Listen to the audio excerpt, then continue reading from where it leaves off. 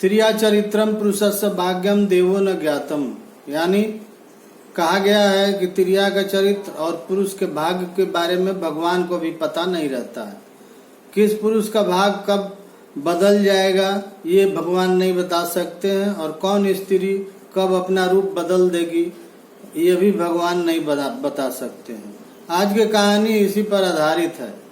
तो चलते हैं आज के इस कहानी की ओर। उससे पहले आपसे एक रिक्वेस्ट करना है कि आप इस चैनल को सब्सक्राइब कीजिए और बेल आइकन को प्रेस कीजिए, तथा वीडियो अच्छा लगे तो उसे लाइक और शेयर करें। अब चलते हैं कहानी की ओर। एक मौलवी साहब थे जो स्कूलों में पढ़ाया करते थे।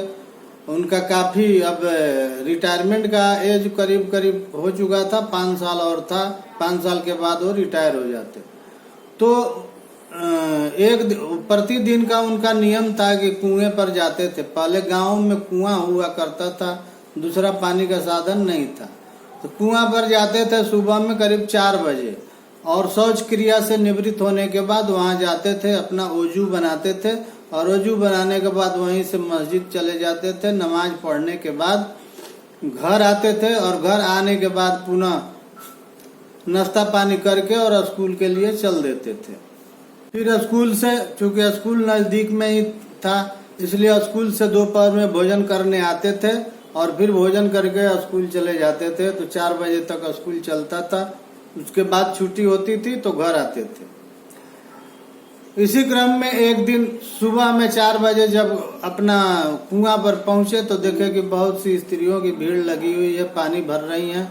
पानी भरने के लिए वहां डेली भीड़ लगती थी स्त्रियों की। तो एक स्त्री बोली कि अरे सखी, जानती हो मैं तो 5 गाड़ी त्रिया चरित्र जानती हूँ। दूसरे ने बोला कि हाँ सखी, मैं भी 10 गाड़ी त्रिया चरित्र जानती हूँ।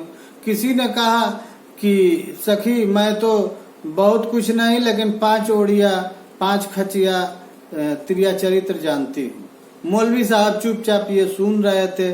अब उनके समझ में नहीं आ रहा था कि यह त्रिया चरित्र क्या होता है। तो उन्होंने घर आकर के नमाज पढ़ने के बाद जब घर आए, नाश्ता करने लगे। नाश्ता मिला तो औरत से पूछ बैठे, ये बताओ कि त्रिया चरित्र क्या होता है।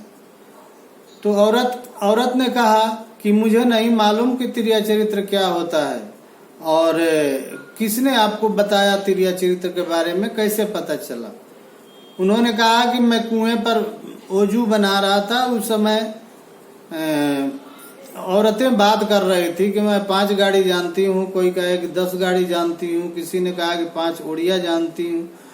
तो ये क्या, इसका क्या मतलब हुआ, ये मेरे को समझ में नहीं है।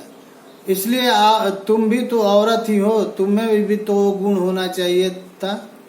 तो बोली कि नहीं, मुझे वैसा कुछ नहीं है, थोड़ा मोड़ा बहुत होगा तो थोड़ा मोड़ा जानती होंगी, लेकिन मैं उतना गाड़ी और खांची के बराबर नहीं जानती हूँ।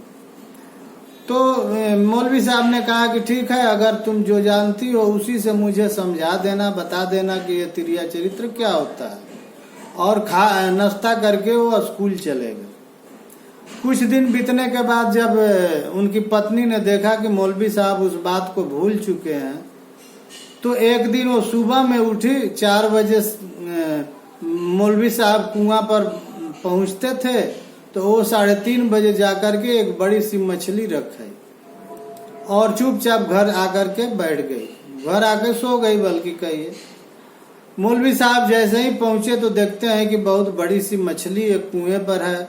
उन्होंने वजू बना करके और डायरेक्ट घर आ गया, नमाज भी नहीं पढ़ा, और मछली लेकर खुशी के मारे वो घर पहुंचे। पत्नी से बोले कि आज इसे बनाओ, मैं इसे खाऊंगा तब स्कूल जाऊंगा। स्त्री ने कहा कि ये आपको कहाँ मिला। मौलवी साहब बोले कि ये मछली मुझे कुएं पर मिली है। ठीक है, चलिए। उसके बाद मौलवी साहब बोले कि जल्दी से बना के मुझे नाश्ता करा दो, मैं स्कूल जाऊंगा। तो दाल रोटी सब्जी जो था उसने बना करके उनको नाश्ता करा दिया, और मौलवी साहब स्कूल चले गए। साथ ही उन्हें ये लगा रहता था कि कब घर पहुंच करके मछली रोटी मैं खाऊं। इसलिए उन्होंने बच्चों को जल्द ही छुट्टी दे दी और घर आ गए। घर आने के बाद बोला स्त्री से कि देखो मुझे बहुत भूख लगी है, जबकि पत्नी ने कहा कि आज बहुत जल्द आ गए। तो बोले, मौलवी साहब बोले कि हाँ मुझे भूख लगी है इसलिए बच्चों को मैंने छुट्टी देकर चला आया, अब नहीं जाऊंगा, अब मुझे तुम खाना खिला दो आज भरपेट। तो उनकी पत्नी वही चावल दाल सब्जी भुजिया चटनी चोखा अचार जो था वो सब ले करके पहुंची और खाना दी। तो मौलवी साहब देखते ही भड़क गए, बोले कि मछली क्या हुआ? पत्नी बोली कि कौन सा मछली? मौलवी साहब बोले कि मैं सुबह कुएं पर से ला करके दिया था वो मछली, क्या कि तुमने फेंक दी या बना के सब खा गई? पत्नी बोली कि मैं किसी मछली के बारे में तो नहीं जानती हूँ, आप कैसे मेरे को मछली मछली कर रहे हैं, मछली मांग रहे हैं, कहाँ से मांग रहे हैं? मौलवी साहब गुस्से में थे, पत्नी को मारना शुरू कर दिया और पत्नी जोर जोर से चिल्लाना शुरू कर दी। अगल बगल के लोग जो गोतिया लोग थे सुन करके इकट्ठे हो गए। इकट्ठे होने के बाद उसे छुड़ाया और मौलवी साहब को पकड़ करके बांध दिया। मौलवी साहब से पूछा गया क्यों पत्नी को मार रहे हो? उसने कहा कि देखो मैं मछली सुबह में ला करके इसको दिया और ये मछली बनाकर सब खा गई, मेरे को एक पीस भी नहीं दी। पत्नी बोली कि आप लोग इनसे पूछिए कि ये मछली कहाँ से ला करके मुझे दिए हैं। मौलवी साहब ने कहा कि मैं तो मछली कुएं पर से ला करके दिया था। पत्नी बोली कि कुएं पर मछली थोड़ा ही मिलती है, कुएं पर मछली कहाँ से आएगी? मछली तो नदी तालाब में होती है। तो गोतिया जो लोग आए थे बगल के घरों से, उन्होंने सोचा कि अरे ये मौलवी तो पागल हो गया है, ये सही, इसकी पत्नी सही कह रही है, कुएं पर कहाँ से मछली मिलेगी?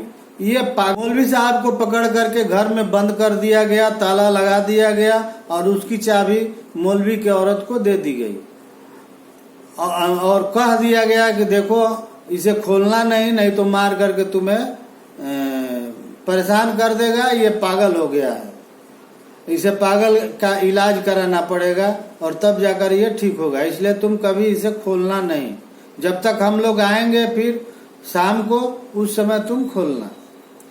मौलवाइन कही कि ठीक है।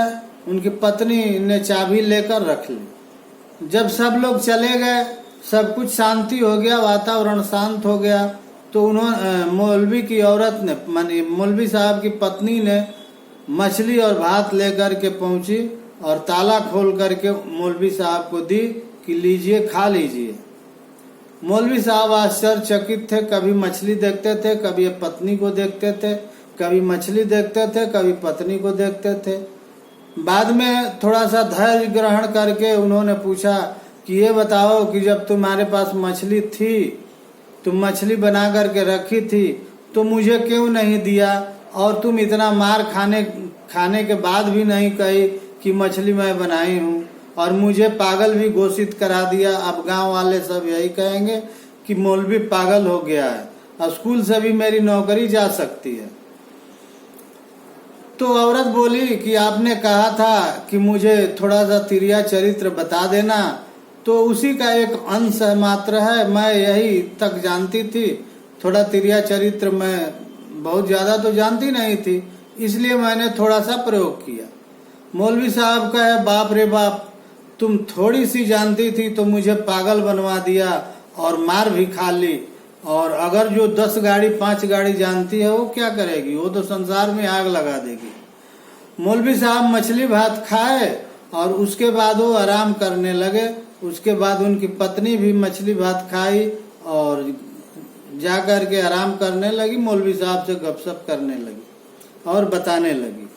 इस आज के कहानी में बस इतना ही। अब फिर मिलते हैं अगले कहानी के साथ। तब तक के लिए वीडियो देखने के लिए आपको बहुत बहुत धन्यवाद। Thank you. जय हिंद, जय भारत।